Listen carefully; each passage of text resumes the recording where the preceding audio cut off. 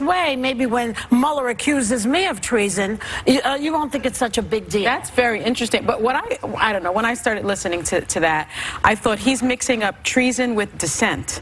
And dissent is the very bedrock of our democracy. Right. Our forefathers were dissenters, right, from Britain. And when they came here and they founded this country, the first thing that they did is they put into writing the right to dissent, the right of protest. So when you have the President of the United States calling dissenters, really, treasonous, it should send a chill, or un-American. It's the most American thing you can do. It's the most American thing you can do. So it should concern us when you hear that, you know? I just remember how the GOP acted when President Obama gave his State of the Union addresses. I remember someone screaming out, "You lie." I remember a Supreme Court justice in the front row shaking his head no when he mentioned a law that was passed. So dissenting has been a part of our very DNA, and the thought that Donald Trump does not know that, well, then again, the thought that Donald Trump knows anything that has to do with our democracy is a bit naive on everyone's part. You know, I didn't like the Joe Wilson moment when it happened. I remember thinking it was sublimely disrespectful. That being said, I didn't like the Democrats weren't standing and clapping. When you're talking about universal things like the MS-13 gang killings of children, veteran health care infrastructure, things that really unite us as a country.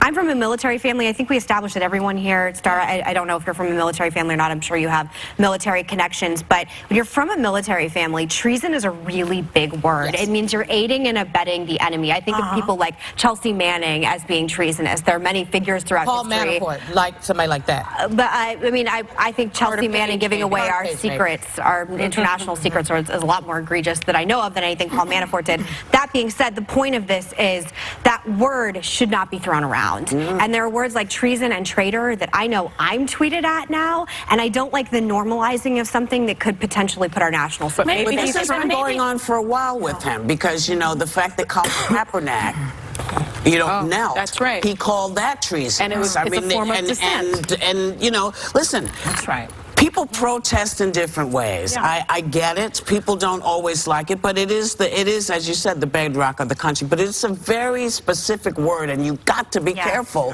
when you toss it out like that. It's just, you know, to say, listen, you need to be more thoughtful is like pooping in the wind. So I'm not going to do that. But as Americans, we should be cognizant of the fact that that is not a word that we should be associating with dissent. And saying, you know, I'm going to sit here and I'm going to keep my arms crossed. That's not treason. It's annoying. It may be annoying, but it's not treason. I also think, though, to your point, I think that the Democrats may not have gotten up because what he's saying is only half the story.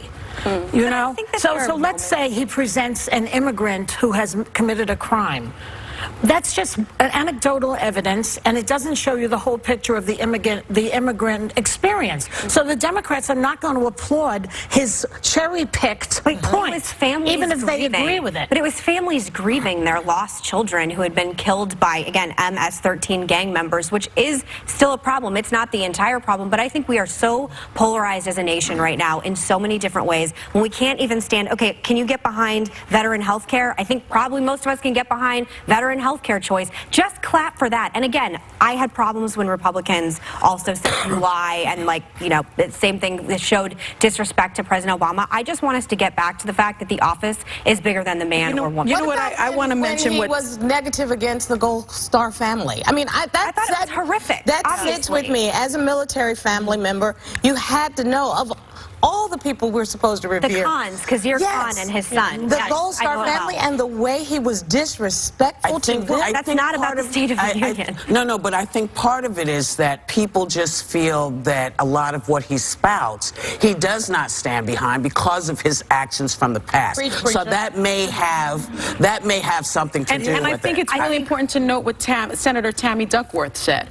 She is an Iraq war veteran, and she said, she tweeted yesterday, a W amputee. She said, "We don't live in a dictatorship or a monarchy. I swore an oath in the military and in the Senate to preserve, protect, and defend the Constitution of the United States, not to mindlessly cater to the whims of Cadet Bone Spurs and clap when he demands I clap." And I say that's the point. You have somebody who is a veteran who's saying, I don't need to clap. The one thing I will like to, I mean, Tammy Duckworth is a veteran, or is a hero in every conceivable way. She's a double amputee, but I still think, and I respect her and her service, obviously, but I still think we got to start someplace repairing this country and repairing something, and clapping for veterans' health care wouldn't be too much for everyone in that room. I think impeachment is the first step.